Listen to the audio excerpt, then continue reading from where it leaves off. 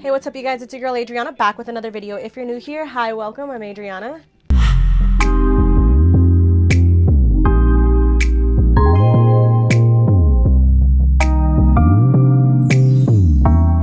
So for today's video, we're going to be talking about the do's and don'ts of taking a heels class or just dancing in heels general. Let's just get straight into it. So the first thing we're going to talk about are the don'ts, the things that we want to try to avoid when taking a heels class. If you also see me looking this way, it's only because I have my laptop here and I have like my notes of certain notes that I want to make sure that are included in this video. So if you see me looking this way, just mind your business. Mind your business. Just kidding. Aside from that, let's get straight into it. So the first thing that we want to try to avoid is getting a heel that has a slippery inside. What do I mean by a slippery inside? This is what I mean by a slippery inside. I don't know if you can tell, but this is a very, very slippery inside. The reason we want to try to avoid this kind of inside of a heel is because once we start to dance and move around and get a good little workout in, we start to sweat, our feet start to move all over the place, and that causes injuries, your feet start to hurt, and all that stuff. And of course, we don't want any of that. So we want to make sure that you are avoiding any shoe that has like a little slippery inside. The second thing we want to try to avoid is an open shoe. What I mean by an open shoe, whether it's like an open toe or just an open shoe like this. An open toe is kind of your preference. Me personally, I try to avoid like any open toe shoe just because when you are dancing in heels, you are most likely going to do floor work. Even when you're doing spins, you're not on the floor, but when you're doing turns, your foot is always going to be pointed regardless of heel or not. So your foot is always going to be doing some type of like dragging onto the floor, so it can cause scrapes, bruises, or let alone if you just got like a fresh pedicure, for example, then all the nail polish is gonna get scraped off and then we're gonna look crazy, right? And we don't want that. So yeah, and then same thing for this because you also have no support in the front area. So if your foot starts to like drag and like you might start to fall and hurt yourself, like you don't want any of that. So it's very, very important that we are trying to find a shoe with some type of coverage and support on this area. Like I said, open toe though, that's whatever your preference is. The third thing we want to try to avoid is getting a shoe that has no ankle support. Again, this shoe right here has no ankle support. It only has like a little heel, but it's got no ankle support. It's very, very important that we get a heel that has ankle support, which is why we kind of call them booties. We want to get heels that are like a boot. Because it has the ankle support, and for the same reason, because when we are dancing, we want to make sure that we have the support on our ankle so it's not twisting, we're not hurting ourselves, and we just have that extra support. So it's very, very important. It's kind of like a sock, but it just provides that extra support for when you do certain movements, and it'll just help you maneuver a little bit better without having to hurt yourself or slip or stumble, whatever it may be. It helps a lot. So yeah. The last thing, the fourth and the last thing that we want to make sure that we are avoiding, especially being a beginners, if it is your first time dancing in heels, you want to avoid starting off with a thin heel, let alone a high heel. You want to avoid starting off with a thin heel. So if you are new to heels or you are still trying to get used to how to work with heels, especially dance in them, you want to make sure you are starting with a small heel and a nice and chunky heel, and you're going to build your way up to a thinner and bigger heel. Excuse me. Reason being, again, you have to work your way up there and learn how to work with it first before you can just jump straight into a thin high heel, because it's not going to be as easy. So it is very, very important that we're looking for a small chunky heel just to start off with. So yeah, now we're going to go ahead and talk about the do's and things that we do want to get when we look into a heel for a heels class or whatever it may be. So I have an example here. This is kind of an idea as to a shoe we want to get. Although I don't have a heel that's like a small and chunky one, I couldn't find one. So let's just pretend this is a small and chunky heel. But other than that, let's pretend it's a small and chunky heel. We have the ankle support. We have the support on the foot. It is open toe, but that's okay. And we do not have a slippery bottom. So this is kind of the idea that we want to look for in a heel, a boot style. So see, it's kind of like a sock. This is what's going to support your ankle. Like I said, we're going to pretend it's a smaller heel and it's more of a chunkier heel, which is also going to help to not to help us not stumble and fall over, but just getting used to it in general to be able to work ourselves up into getting into this kind of heel. And like I said, it is open toe, but that's perfectly fine. Usually when I have open toe heels, I just end up wearing socks underneath to protect that, or if my nails aren't done. Anyway, but you get the point. So this is just kind of the idea of the heel that we do want to look for. So for my intermediate and advanced people, or once we start to grow out of the small and chunky heel, the kind of heels that we want to look for, still same, we're still looking into a boot. This is another pair of boots that I have, a little bootie that I use. It's a camo, it is a closed toe.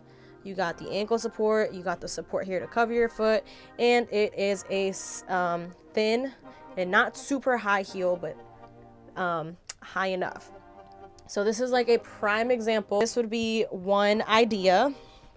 My go-to shoes that I use to when I train or do any type of dance in general are my black booties. These are my go-to, if you can't already tell. They're my go-to heels. Don't mind that. I'll talk about that a little later on. But yeah, these are my go-to heels. They are black, so they go with everything. They do have the open toe, but as I said, I usually wear socks underneath with these.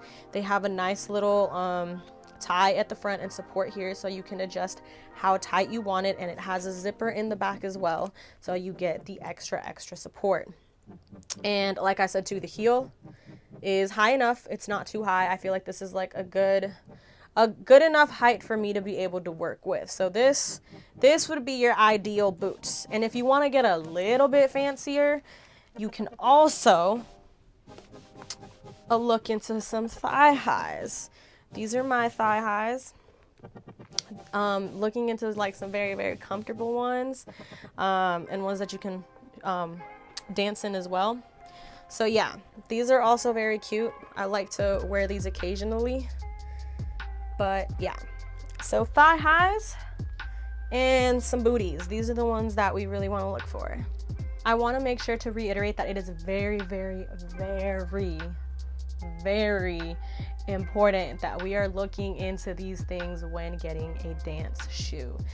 The reason I say it is important is because we want to try to avoid hurting ourselves, injuring ourselves, or not being able to move around, not feeling good and confident in it. These are all factors that we need to put into when looking for a dance heel. So yeah, very, very important.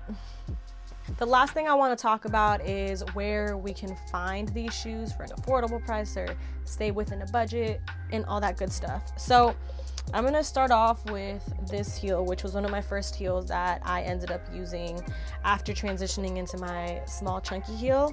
This was the next one I transitioned to. Now these, I believe I found either at Ross or TJ Maxx. I can't quite remember. I just know I thrifted them. And they were honestly a really good find because if I'm not mistaken, I think I paid like $20 for these. And they have been my best friend after transitioning from the chunky small heel. Like I said, nice ankle support, the nice not too high thin heel, and of course I know it had the open toe, but I wore socks under. But yeah, so I got these for like $20. It's kind of a hit or miss when you do thrift certain shoes because some of them will work and some of them won't, but at the same time we also have to keep in mind that they're not going to last us as long. So these, they lasted me good enough, but they didn't last me long enough. But again, like I said, I did only pay $20 for these, so yeah, that's these. The next ones that I still use and are one of my favorites are these camo ones. I also thrifted these. I got these from Ross actually, and I got these for $30. I got these for $30, but these are a lot better because they are more sturdier. They do have the closed toe, like I said, perfect height, ankle support, just the whole support in general and the whole look in general, and it's just super, super cute. Like, this was a good deal, $30, and I got them at Ross, and they are still holding up. I don't use them as often. I use them every once in a while depending on the outfit I wear to class because they are camo, but they are still to this day one of my favorites. The next ones, which are my go-tos, as I explained earlier, and you can tell I need to get a new pair, which I am. Before I get into where I actually got these, a little bit of a backstory. For those of you who are dancers or watch videos, a lot of the brands, or the one brand that you see the most, is Berjou, or you probably have heard of it. It's called the Berjou shoes. It is a very, very, very, very popular brand. They've got a wide select of selections. They've got a lot of different styles, colors, prices, all that. The only thing I will say, this is just a personal preference for me, they are expensive. They run very, very pricey. Are they worth it? Yes and no, because I think like the cheapest shoe they have on that website is like $150. That's like the cheapest you'll get. And then they just continue to get more expensive. I have a lot of friends that use that brand, but I haven't really heard the best things because they pay so much money for them and they only last them for like maybe a month. So personally, I just do not want to spend that much money and them not last me like that long. So a mentor of mine actually put me on these that look kind of like a knockoff version of Berjou, but work like perfectly and just like them and have lasted me way longer. I got these on Amazon. I got these on Amazon for about 60 bucks, 50 or 60 bucks, around there. I don't know what brand they are, but they are a knockoff version of Berjou. It came with like a little bag and everything. And I have had these for like maybe a year, maybe a little bit over a year, but they have lasted me and I only paid 60 bucks. So usually where I get a lot of my dance heels, if they're like the boot wise, I get them on Amazon. So if you don't know about that, I'm putting you on now. Amazon is going to be your best friend, but it's up to you. My favorite shoe as well, the thigh highs. Now with the thigh highs, this is kind of a hit or miss as well. So I bought these at Steve Madden a few years ago, and I specifically bought them because I wanted to use them for dance, because I was looking for a cute like thigh high booty that I can use for dance. I think I paid like 100 for these. They were on sale, so I paid 100 for them. I like the material on them. They're thigh highs, they hug my legs really well, and obviously closed toe, and just the height of the heel is perfect. Now the only thing with these, I do like to use these when I go out, and that's a big factor. You shouldn't be wearing shoes that you use for training or dance to go out, because then they end up looking like this, and we don't want that. So that's like a huge key factor. And since I did wear them, I think I wore them like once or twice, but like this happened, I don't know if you can tell, on like the corner of the shoe. And like I said, I wear these out. So yeah, I kind of decided it's probably best to not wear these to class. But aside from that, they're not really meant to be a dance shoe. So they're not as comfortable when I dance in. Like I push through it, but they're just not as comfortable as it is to like dance in like my regular booty. So if you are looking for a thigh high, I would definitely recommend you actually looking on Berjou. And if not Berjou, there's another company that I've heard of that's called Pleasers.com. They sell a variety of things. They are pricier on both websites only because they are thigh highs, but I can promise you are getting some quality material. You're getting some quality. And they're dance shoes. So I think thigh highs would be the only things that I would probably pay that much for, because they're gonna last you and they're meant for dance. So yeah, but it's a hit or miss if you go somewhere else. These are from like, oh no, I said Steve Madden. Yeah, they're Steve Madden. So yeah. This brings us to the end of our video. Thank you guys so much for tuning in. I hope I was able to help you guys out with some tips and tricks that I use for when I train and take heels class, and what to wear and what not to wear, and what to look for and not to look for when getting a dance heel. So yeah, I really hope you guys enjoyed this video. As usual, make sure to leave me a comment down below how much you enjoyed this video, or what kind of future videos you guys would like to see. Make sure you hit that like and subscribe button. If you don't follow me on Instagram or TikTok, make sure you do, because I'm always posting on there. And I can't wait to see you guys at the next one.